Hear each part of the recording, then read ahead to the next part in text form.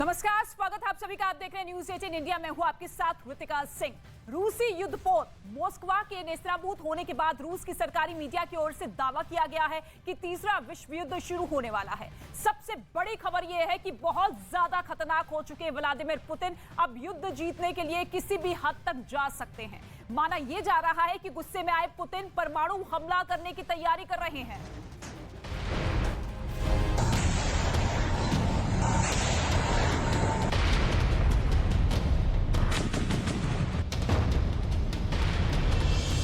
प्रशांत महासागर के सीने को चीरती रूस की मिसाइलें।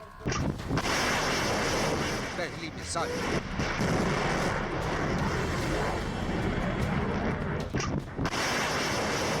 दूसरी मिसाइल,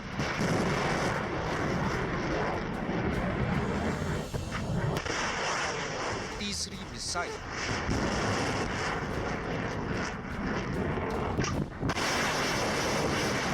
चौथी मिसाइल,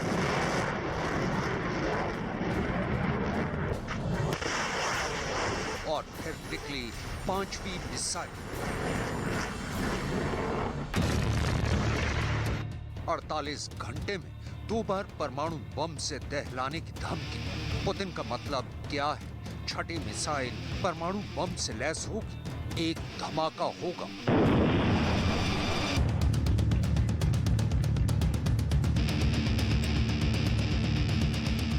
धरती पर एक और हिरोशिमा, एक और नागासाकी बन जाएगा। धुआं धुआं यूक्रेन का कोई भी शहर। क्या परमाणु बम से पुतिन अब कभी भी तबाही कर देंगे? जरा गौर से सुनिएगा।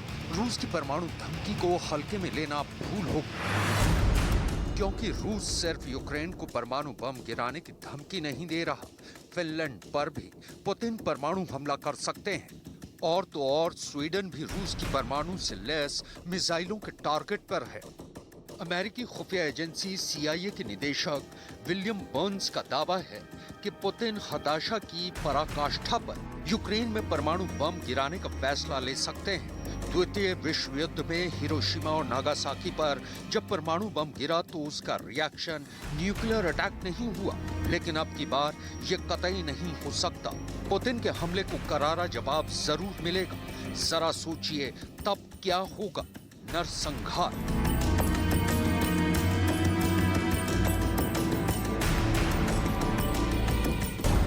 और इसका जिम्मेदार कौन होगा?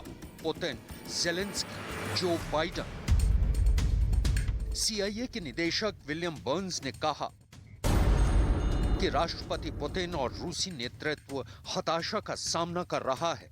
उन्हें अब तक सैन्य रूप में जिन असफलताओं का सामना करना पड़ा है, पुतिन सामरिक या कम क्षमता वाले परमाणु हथियार का सहारा ले सकते हैं। उन्हें देखते हुए हम में से कोई भी सामरिक परमाणु हथियारों का या कम क्षमता वाले परमाणु हथियारों का इस्तेमाल कर सकता है। अमेरिकी खुफिया एजेंसी के डायरेक्टर की इन बातों में कितने % सच्चाई है, इसके लिए रूस की सेना के प्रवक्ता इगोर कोनाशेन्कोव को सुनिए। Попытки диверсий и нанесения ударов украинскими войсками по объектам на территории Российской Федерации. Если такие случаи продолжатся, то вооруженными силами Российской Федерации будут нанесены удары по центрам принятия решений, в том числе в Киеве. जिस इंफॉर्मेशन वार में पुतिन फेल हो चुके हैं, उसी इंफॉर्मेशन सेंटर पर वो हमले की योजना बना रहे हैं। कीव पर कब्जा न कर पाना पुतिन की एक नाकामी माना जा रहा है। युद्ध लंबा खिंच गया है। इंफॉर्मेशन सेंटर पर हमले का मतलब यह है कि वो जगह जहां ज़ेलेंस्की रुक कर अपना सैन्य अभियान चला रहे हैं या दुनिया भर के नेताओं से मुलाकात कर रहे हैं, इसका मतलब हुआ ज़ेलेंस्की पर पुतिन का डायरेक्ट एक्शन। तो क्या इस तरह पुतिन इस बात के लिए भी तैयार हो गए हैं कि वो आने वाले दिनों में ज़ेलेंस्की पर या फिर यूक्रेन पर परमाणु बम भी गिरा सकते हैं? 51 दिनों से यूक्रेन युद्ध की आग में जल रहा है। दूसरे विश्व युद्ध के बाद ऐसी तबाही इंसानों ने नहीं देखी। यूक्रेन का शहर दर शहर भयावह दर्द के जंगल में तब्दील हो चुका है। बूचा से लेकर चर्नी तक सब कुछ खाक हो गया है। जिस नतीजे के लिए पुतिन ने यूक्रेन पर हमला किया वो अभी दूर दूर तक दिखाई नहीं दे रहा है। ऐसे में पुतिन परमाणु बम से हमले की धमकी दे रहे हैं। यह पुतिन की निराशा है। इतने लंबे युद्ध में अगर नतीजा नहीं निकलता है तो पुतिन का निराश होना स्वाभाविक है। तो क्या पुतिन अब फाइनल वॉर की तरफ बढ़ रहे हैं? फाइनल वॉर मतलब परमाणु युद्ध। यूक्रेन की जंग में अब तक रूस ने सिर्फ मात खाई है।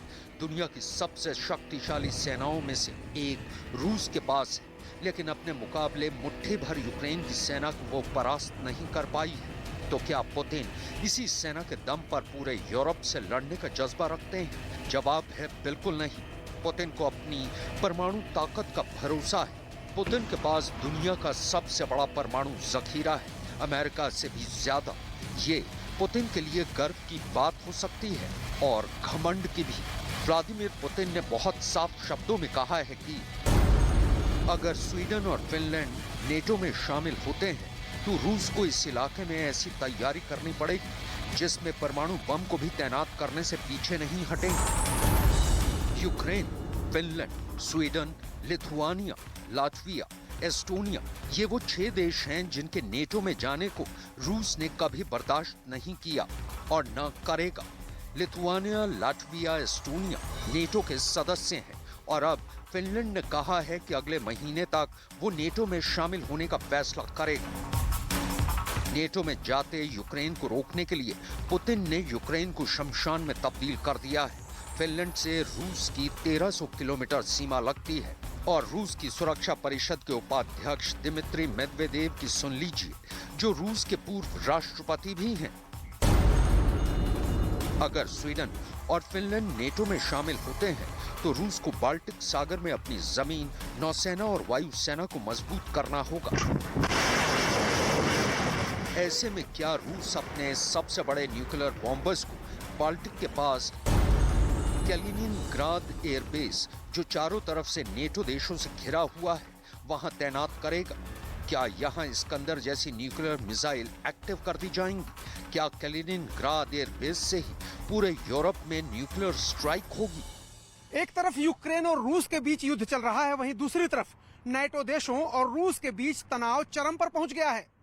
आलम यह है कि नेटो देश और रूस एक दूसरे को परमाणु बम की धमकी तक देने लगे हैं।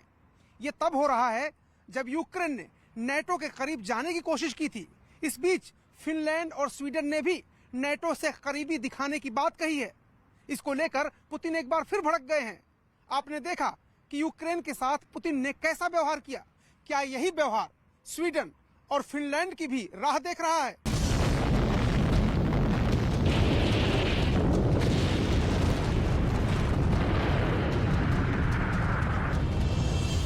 परमाणु डिप्लॉयमेंट का मतलब है पुतिन अपनी सबसे खतरनाक मिसाइलों को एक्टिव कर देंगे। पुतिन का परमाणु तहखाना कैलिनिनग्राद और बाल्टिक सागर में भी खुल जाएगा। इसमें मोबाइल लॉन्चर वाली इस्कंदर मिसाइल है। इसकी रेंज 500 किलोमीटर है। ये बहुत ही घातक मिसाइल है। पनडुब्बी से दागी जाने वाली बुलावा मिसाइल रेंज 8000 किलोमीटर से भी ज्यादा है। बोरई क्लास की एक परमाणु पनडुब्बी है जिससे दागे जाने वाली बुलावा मिसाइल कितनी खतरनाक है वो आप इसकी लॉन्चिंग की तस्वीरों से समझ सकते हैं। रूस के पास अंतिम हथियार एटम बम बचा है।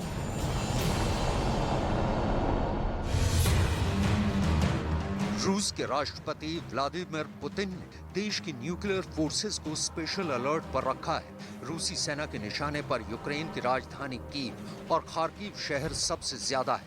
ऐसे में अगर रूस ने इन दोनों शहरों में परमाणु बम गिराए तो दोनों महानगरों का सफाया हो जाएगा और उस हमले में कम से कम 60 लाख लोगों की मौत हो सकती है। पुतिन ने अपने न्यूक्लियर बेस को एक्टिव कर दिया है।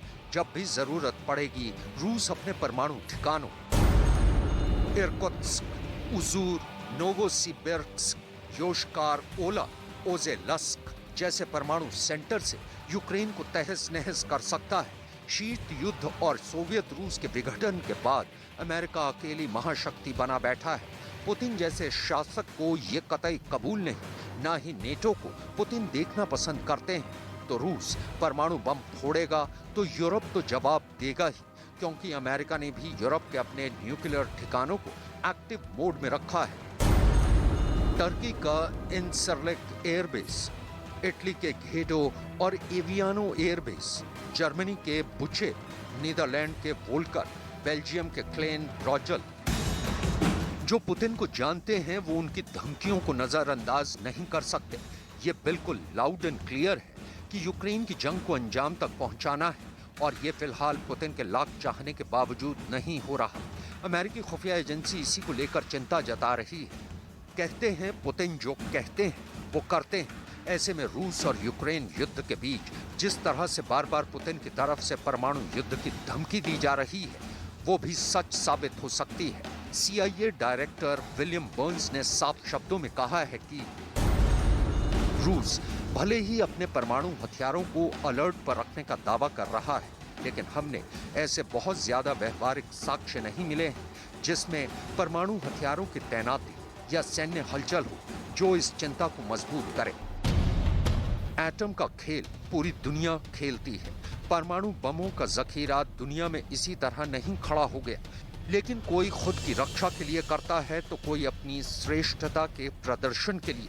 शीत युद्ध के दौरान रूस और अमेरिका दोनों ने सुपरमेसी साबित करने के लिए बड़े से बड़े परमाणु बम बनाए। रूस के पास ऐसे करीब 2000 परमाणु बम हैं जिन्हें एयरफोर्स, नेवी और जमीनी सेना की मदद से शत्रु के खिलाफ दागा जा सकता है। रूस दुनिया की सबसे बड़ी परमाणु शक्ति है और उसके पास करीब 6000 परमाणु बम है। इसमें जार बॉम्बा भी शामिल है जो दुनिया का सबसे शक्तिशाली एटम बम है। जाहिर है इन बम का बटन पुतिन के पास है और पुतिन हार रहे हैं। ऐसे में कोई फैसला ले तो चौंकाने वाली बात नहीं होगी। इसकी आशंका भी आज से नहीं जताई जा रही है। परमाणु बम गिराना मसले का स्थायी हल नहीं है, ये पुतिन भी जानते हैं, लेकिन हर वक्त अपने साथ वो परमाणु बम वाला बटन लेकर चलते रहते हैं। इसके पीछे एक ओपन सीक्रेट है। पुतिन ये संदेश देना चाहते हैं कि यूक्रेन में जो तबाही उन्होंने मचाई है वही आने वाले दिनों में फिनलैंड और स्वीडन में भी मचा सकते हैं अगर ये दोनों देश नेटो के करीब जाने से नहीं रुके तो। साथ ही साथ पुतिन पश्चिमी देशों और अमेरिका को यह संदेश देना चाहते हैं कि वो भी इस मसले से दूर रहे, क्योंकि यूक्रेन के युद्ध से उठे धुएं से पहले ही जो बाइडेन की आंखें लाल हो चुकी हैं।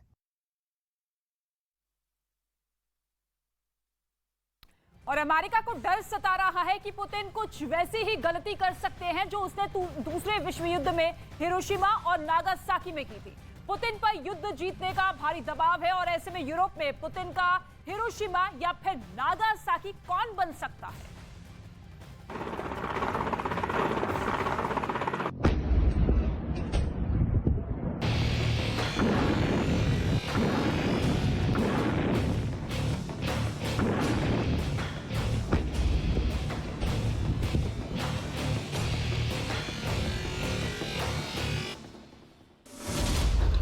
बम की बारिश,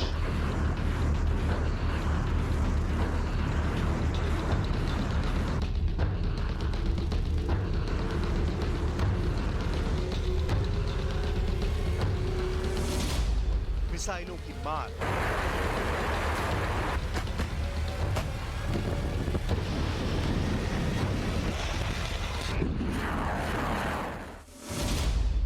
गरजते टैंक,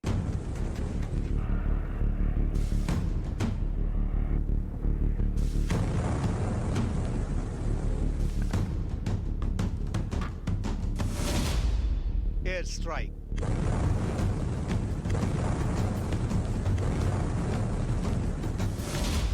जलती इमारतें,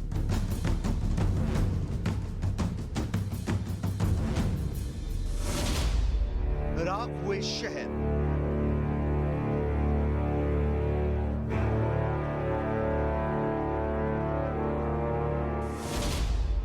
और एक खंडर देश।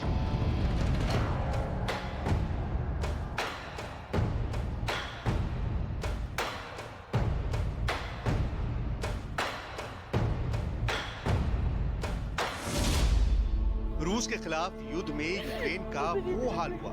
यूक्रेन ने सपने में भी ऐसी बर्बरता और बर्बादी की उम्मीद नहीं की होगी।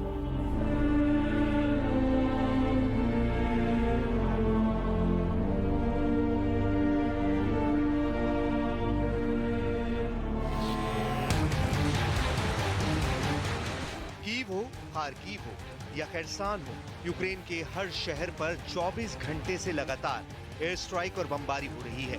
मिसाइल हमलों से देश दहल उठा है।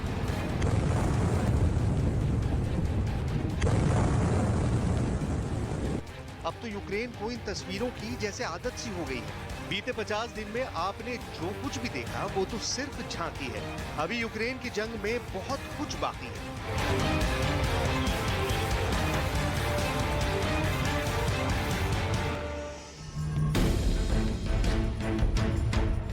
ऐसे में किसी को अगर ये लगता है कि रूस यूक्रेन पर रहम करने वाला है तो ये समझना भयंकर भूल साबित होने वाली है, क्योंकि इतना सब कुछ होने के बावजूद रूस के राष्ट्रपति व्लादिमीर पुतिन का पारा हाई है।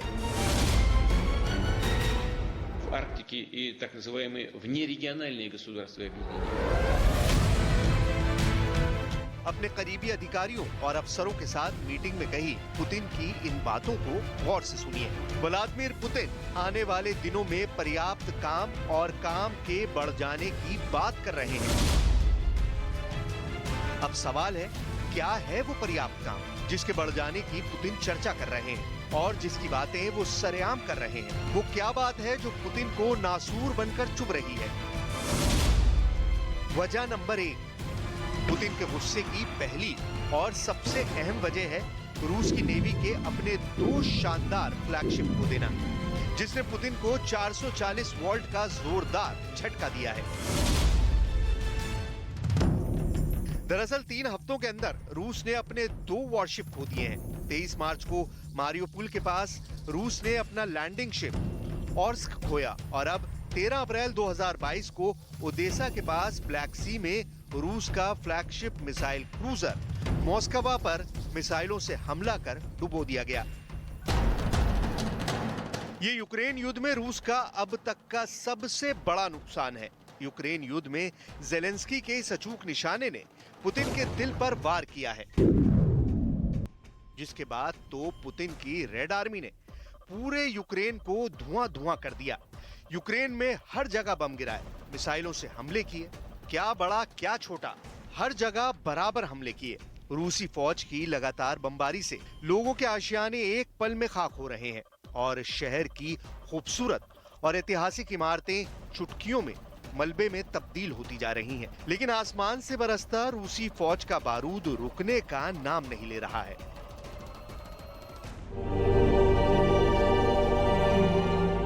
लोगों की चहल पहल से गुलजार रहने वाली मारियोपोल की सड़कों पर शहर की ही टूटी इमारतों का बिखरा मलबा, शहर छोड़कर अपनी जान बचाने के लिए भागते लोग और दहशत के सन्नाटे को तोड़ती मातम मनाते लोगों की सिसकियां ही सुनाई दे रही हैं। रूस की सेना ने कीव के बाहरी इलाकों में एक सेना का सामान बनाने वाली कंपनी को ध्वस्त करने का दावा किया है। रूस की तबाही से राजधानी कीव में इंटरनेट सर्विसेज बंद हो गई हैं, तो खार्किव शहर में हर तरफ आग ही आग नजर आ रही है। खार्किव शहर के फायर ब्रिगेड टीम को 24 घंटे में लगभग 30 बार आग बुझाने की कॉल आई है। इसके साथ ही रूस ने दावा किया है कि उसकी सेना ने यूक्रेन में 30 पोलैंड समर्थित आतंकियों को भी मार गिराया है। За ночь добровольно сложили оружие и сдались еще 134 украинских военнослужащих, в том числе 14 офицеров. Всего за сутки добровольно сдались в плен 1160 украинских военнослужащих 36-й бригады морской пехоты.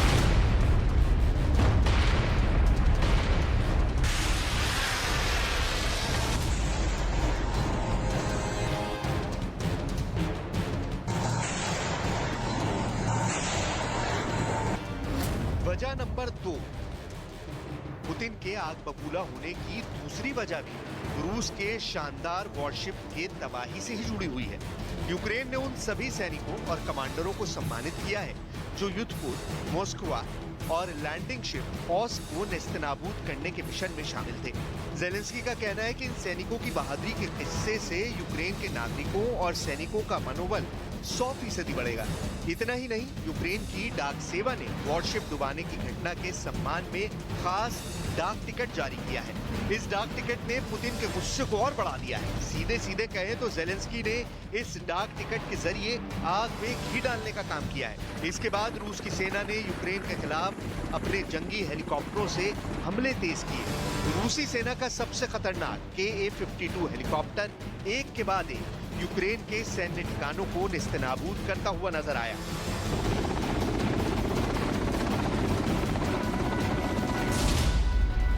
रूस ने इन हवाई हमलों में यूक्रेन की सेना के कई अहम ठिकानों को तबाह करने का दावा किया। В ходе операции по освобождению города Мариуполь за ночь добровольно сложили оружие и сдались еще 134 украинских военнослужащих, в том числе 14 офицеров. Всего за сутки добровольно сдались в плен 1160 украинских военнослужащих 36-й бригады морской пехоты. Среди них 176 офицеров. यूक्रेन पर रूस के हमले को 1.5 महीने से ज्यादा का वक्त हो गया है। पुतिन ने जैसा सोचा था वैसा कुछ भी नहीं हुआ। पुतिन ने सोचा था कि युद्ध की शुरुआत में ही जेलेंस्की घुटनों पर आ जाएंगे, यूक्रेन सरेंडर कर देगा, लेकिन जेलेंस्की लगातार टक्कर दे रहे हैं। उसके पीछे सबसे बड़ी वजह है विदेश से यूक्रेन को मिल रही हथियारों की मदद। न सिर्फ अमेरिका बल्कि कई अन्य देशों ने भी टैंकों और मिसाइलों के जरिए यूक्रेन की मदद की है। लेकिन सबसे बड़ा टर्निंग पॉइंट हुआ है जेवलिन मिसाइल का यूक्रेन को मिलना। यह मिसाइल अमेरिका दे रहा है, जो रूस की सेना में खौफ का कारण बनी हुई है।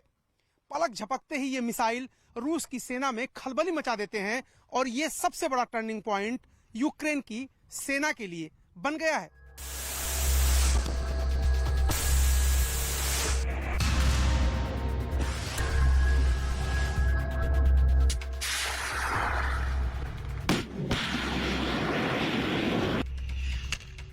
एक तरफ जेवलिन मिसाइल ने पुतिन के गुस्से को 7वें आसमान पर पहुंचा दिया है, तो अमेरिका रूस को जेवलिन मिसाइलों की सप्लाई लगातार कर रहा है, जिससे रूस चिढ़ गया है। Force can do tremendous work in terms of defending itself, and the Ukrainians demonstrate that each and every day. We've seen them again blunt the advance of a far superior force with respect to the Russians in terms of numbers and capability by using the right types of techniques and the right weapon systems, the Javelin, the Stingers.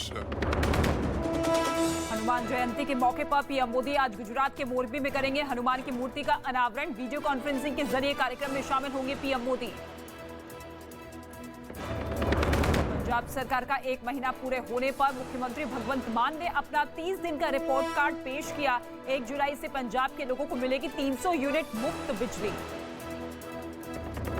Kyiv के आसपास के इलाकों में रूस के हमले के बाद सामने आई तबाही की तस्वीरें। स्कूल की इमारतें और फैक्ट्री समेत सब कुछ दिखा बर्बाद।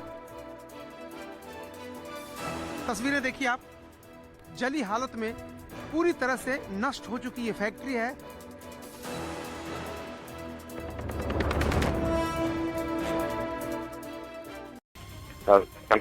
Что тут говорят, вроде уже тоже такой класс есть, что рубежная вроде. मतलब ये कि 10 मई वो तारीख हो सकती है जब पुतिन यूक्रेन में तबाही ला सकते हैं। और यूक्रेन को इसी बात का डर है। माना जा रहा है कि इसी वजह से उसने रूस के सैनिकों का ऑडियो दुनिया को दिखाया, क्योंकि पुतिन की शख्सियत ऐसी है, वो जो कहते हैं वो करते हैं। और यूक्रेन पर हमला करके उन्होंने ये बात दुनिया को बता दी है। यूक्रेन पर हमले के बाद बाइडेन और पश्चिमी देशों ने आसमान सर पर उठा लिया था। उन्होंने कहा कि वो रूस को आर्थिक रूप से अपाहिज बना देंगे, लेकिन पुतिन डरे नहीं। उल्टा उन्होंने अपनी न्यूक्लियर डिटरेंट फोर्स को अलर्ट करके ये जता दिया कि वो किसी की दादागिरी नहीं सहेंगे। Нашей страны. Поэтому приказываю министру обороны и начальнику генерального штаба перевести силы сдерживания российской армии. पुतिन के कदम उठाते ही दुनिया पर परमाणु युद्ध का खतरा मंडराने लगा। हालांकि उन्होंने ये साफ कर दिया कि वो कभी भी परमाणु युद्ध की पहल नहीं करेंगे, लेकिन 10 मई को तबाही की फाइनल तारीख होने की खबरों के बाद और भी कई अटकलें लगी और आशंका जताई गई कि 10 मई के बाद पुतिन एटम बम इस्तेमाल कर सकते हैं। कहा तो ये भी गया कि वो उस दिन रासायनिक हथियार भी चला सकते हैं।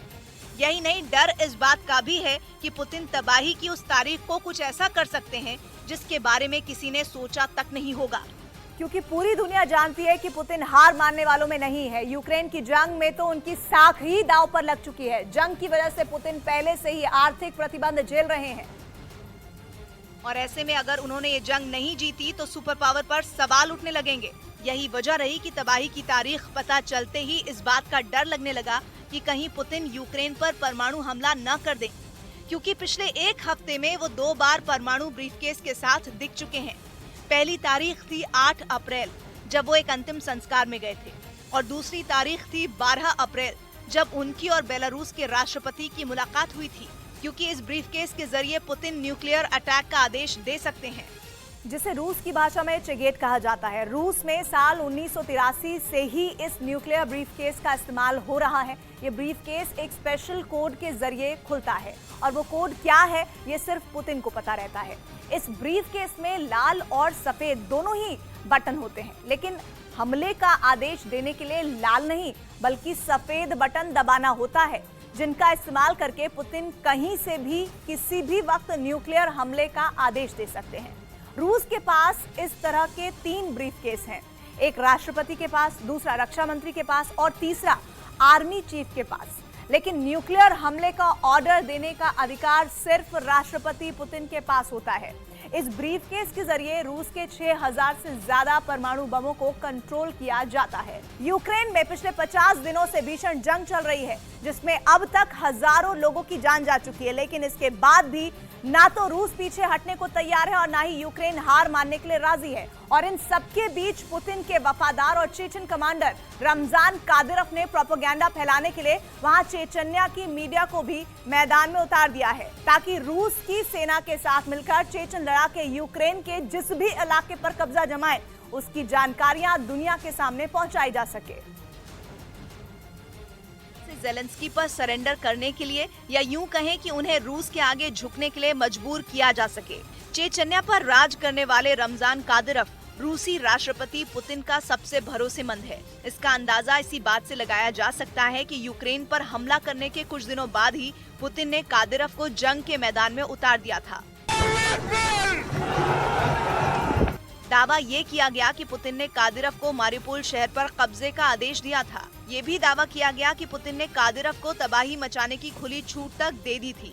पुतिन के इस आदेश के बाद चेचन लड़ाकों ने रूसी सेना के साथ मिलकर मारिउपोल शहर की सूरत ही बिगाड़ दी। आसमान से लेकर जमीन तक इतनी भीषण जंग लड़ी गई कि एक आबाद शहर देखते ही देखते खंडहर में तब्दील हो गया। शहर की जिन इमारतों में लोग अपने परिवार के साथ रहते थे, वहां जिंदगी का नामो निशान मिट गया। बाद में कादिरोव की तरफ से ये दावा भी किया गया कि उसके लड़ाकों ने मारिउपोल के ज्यादातर हिस्सों पर कब्जा जमा लिया है, जबकि यूक्रेन ने दावा किया कि उसने शहर से रूसी सेना और चेचन लड़ाकों को पीछे धकेल दिया। मतलब ये कि चेचन लड़ाके अपनी पूरी ताकत लगाकर भी मारिउपोल पर कब्जा नहीं जमा सके। जबकि पूरी दुनिया में कादिरोव के लड़ाके बर्बरता के लिए पहचाने जाते हैं। क्रूर, कसाई, जल्लाद जैसे शब्द तो इनके लिए छोटे हैं, क्योंकि जिस भी इलाके में चेचन लड़ाकों ने जंग के मैदान में मोर्चा संभाला, वहां सिर्फ तबाही और बर्बादी ही दिखाई दी। और तो और इनकी मदद के लिए चेचन की मीडिया भी यूक्रेन में तैनात है, जो रूसी सेना और चेचन लड़ाकों की बहादुरी और उनके जीते हुए इलाकों की लगातार रिपोर्टिंग कर रही है। असल में चेचन की मीडिया पर रमजान कादिरोव का ही कंट्रोल है। मतलब ये कि यूक्रेन में कादिरोव अपना प्रोपेगेंडा फैलाने के लिए चेचन मीडिया का हर तरीके से इस्तेमाल कर रहा है। चेचन मीडिया की तरफ से जंग की रिपोर्टिंग का जो वीडियो जारी किया गया, उसमें उनके रिपोर्टर रूसी सेना और चेचन लड़ाकों के आशियानों को कवर करते दिखाई दिए। वीडियो के एक हिस्से में उनके रिपोर्टर वहां के लोगों से बातचीत भी करते दिखे। हालांकि चेचन मीडिया सिर्फ रूसी सेना और चेचन लड़ाकों के दबदबे वाले इलाके में अपनी कवरेज करती नजर आई। यही नहीं, वीडियो के आखिरी हिस्से में चेचन मीडिया के रिपोर्टर कादिरोव के लड़ाकों के साथ तस्वीरें भी खिंचवाते दिखे। उधर यूक्रेन के खिलाफ रूस ने अपने जंगी हेलीकॉप्टरों से हमले तेज किए हैं, जिसका एक वीडियो भी रूस की ओर से जारी किया गया। हालांकि ये वीडियो किस इलाके का है इसका पता नहीं चल पाया, लेकिन हवाई हमले का जो वीडियो जारी किया गया, उसमें रूसी सेना के सबसे खतरनाक KA-52 हेलीकॉप्टर एक एयरबेस से हमलों के लिए उड़ान भरने के लिए तैयार दिखाई दिए।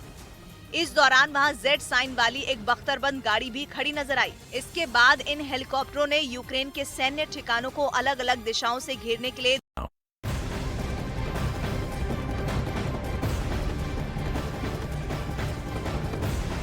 वक्त एक बड़ी खबर आपको बता दें, यूक्रेन पर तेज हुए हैं हमले।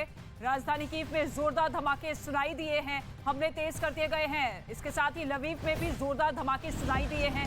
इस वक्त की बड़ी खबर आपको बता दें, रूस की सेना ने अपने हमले तेज कर दिए हैं यूक्रेन पर। राजधानी कीव में जोरदार धमाके हुए हैं, आवाजें सुनाई दी है। इसके साथ ही कीव के साथ ही लवीव में भी जोरदार धमाके सुनाई दिए हैं। रूस की सेना ताबड़तोड़ हमले कर रही है और ऐसे में कई शहरों को बर्बाद करने के बाद अब हमले तेज करती हुई रूस की सेना, हालांकि हथियारों की कमी देखने को मिल रही है और हथियारों की सप्लाई भी रूस कर रहा है अपनी सेना को। लेकिन दूसरी ही तरफ आप देखिए किस तरीके से हमले लवीव और कीव में तेज कर दिए गए हैं।